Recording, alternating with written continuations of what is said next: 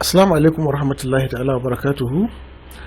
Sunana Abubakar Sadiq, zan ɗan yi wani tambihi ko kuma wani kira ga 'yan uwanmu matasa, musamman waɗanda suke fita waje karatu, kuma musamman sababbin zuwa, wato sababbin tafiya waɗanda ba su saba fita waje yin wata hidima ba.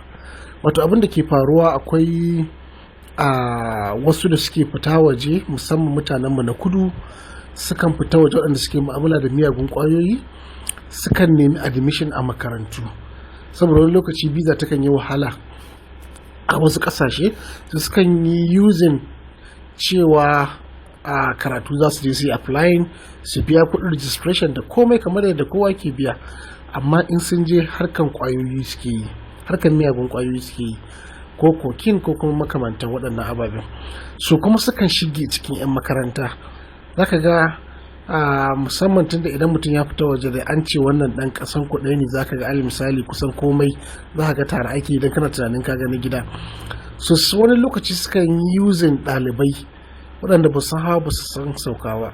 Idan ka dawo gida Najeriya, idan zaka koma sai su nemi ka dinga karɓar masa saƙo, sai a ce maka dama usually haka ake yi. Idan ka dawo gida, in zaka koma, yan uwa student duk wanda ke da saƙo sai a kira daga jihohi ka karbi sakon, domin zai fi musu sauki ka tafi masu da su. So abinda suke yi, sun san hanyoyin da suke makale ababensu na kwayoyi da suke mu'amala da su can, sai ka je ka karbi sako. Zaka ga wani lokaci abinci ne, wani lokaci zaka ga wasu takardu ne. Ba za ka yi tunanin cewa duk sakon da za ka karba za a iya cusa waɗannan kwayoyin a ciki ba. So za ka karba, idan ka je ka samu successfully ka tsallake, za su karbi sakonsu. Idan kuma accidentally aka kama ka airport da waɗannan ƙwayoyin, wallahi za su tsame hannunsu su ce ba su ma san da kai ba, ba su sanya aka yi ba. Duk binciken da za a yi ƙarshe dai kai ne za ka shiga wahala, kai za ka shiga garari. Shawarar da zan ba 'yan uwana, duk wanda zai ba ku saƙo, ku tabbatar da wataƙila gidanku ɗaya ko anguwanku ɗaya, ko kuma dai ka san mutum sani na hakika, kamin wai ya baka sako daga Najeriya ce ka fitar mashi da shi waje.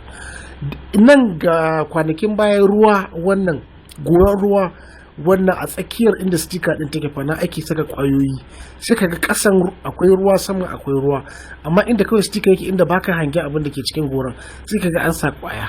A pampers na yaro na an kama koken, wannan talkama na mata ko na maza a kasan sol din duk sukan saka.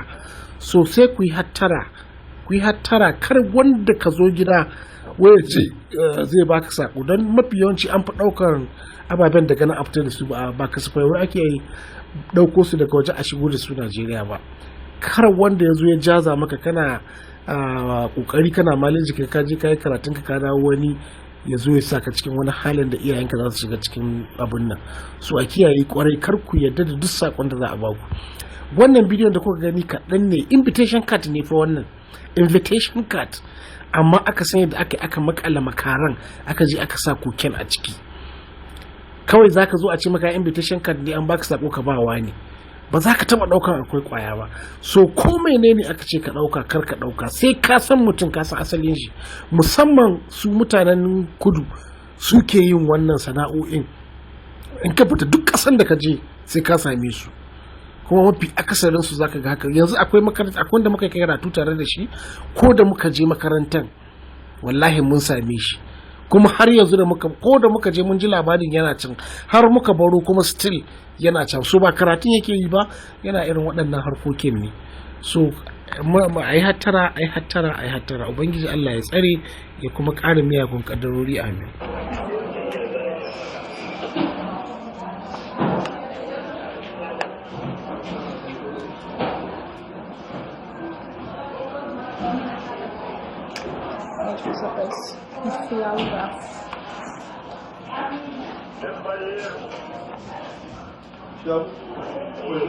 Deixa duas aí, vai dar sequência, senão ela tá ali 1 hora, ela tem que ir embora e vai chover. Tá, vai chover.